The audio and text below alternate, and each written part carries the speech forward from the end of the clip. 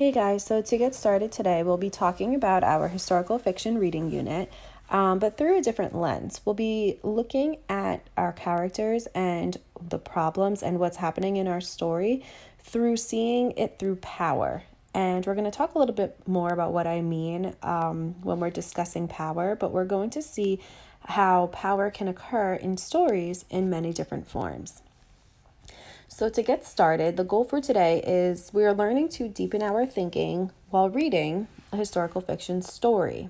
And what I'm looking for us to do today is investigate power dynamics in their stories.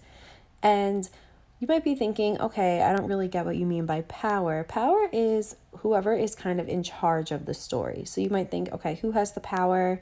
Who is in charge? How do you know? And with that, we're going to it's just going to help us understand the story a little bit further. So, in order to investigate power, I wanted just to begin by thinking about the endings of books and how they give us important points. And that is especially important to note surprises because they can all often yield epiphanies. And what that word epiphany means is at the end of the book, when it ends, sometimes books just end and you're thinking, oh, that's it? So you have to start thinking about, okay, well, what could have happened next? And it just kind of leaves you thinking. Today, I want to teach you that when we're looking at our books with the lens of power, it leads us to all sorts of new thinking. And then when you investigate it, you just go back and reread and think about the details. Who has the power and what kind of power? Like, how is the character in charge? And how how the power can actually change or shift, meaning from one character to the next. That helps you find huge meanings in books. And I'll be showing you an example of that in just a little bit. So while you're investigating power, sometimes I just like to think about a few of these questions. And you'll see in this chart right here that we're going to talk about. And there's a reason why I actually colored it the way I did. So here are some of the questions critical readers ask. We can use these questions as a lens while we are rereading to help build on our understanding. So when you think about who makes the rules, who's in charge, who has the power, all of those that are in blue, most times it can fall to be the same character. It's just many ways of asking until you can really dig deeper and understand and figure out who this person is. So who makes the rules? Usually you think, okay, who's in charge? And then if that goes down to the next question, who's in charge? You think, who is the main character? And you can start thinking, okay, who has the power? It might not be the main character. Sometimes it is. And I'm going to show you an example of that. And then the last part that's in purple, what is the resistance?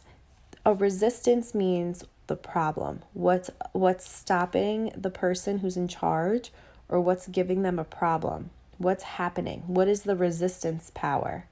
And I'll show you what I mean here.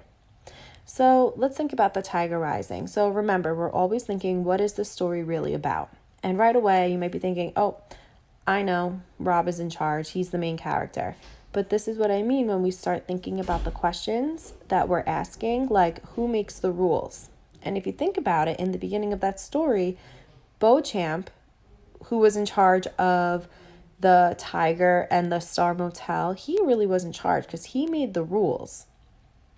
He made the rules, not necessarily was in charge, but he was making the rules.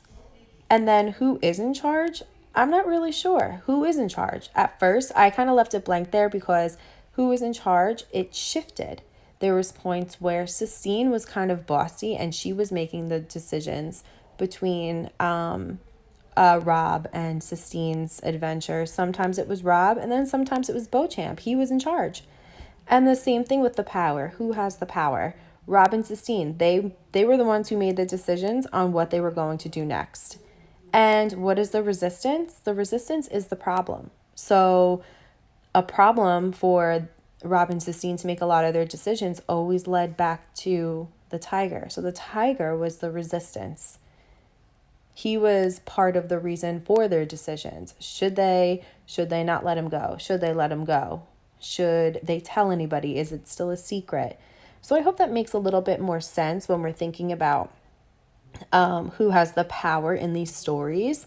And what I would like for you guys to do today is really just think about two of our stories and start comparing them. You can start thinking about their theme, maybe their characters, what they have in common, And you can just start using these questions here to just kind of think, just to kind of help you get a deeper understanding of the main characters and who was in charge, or the resistance, what was the problem.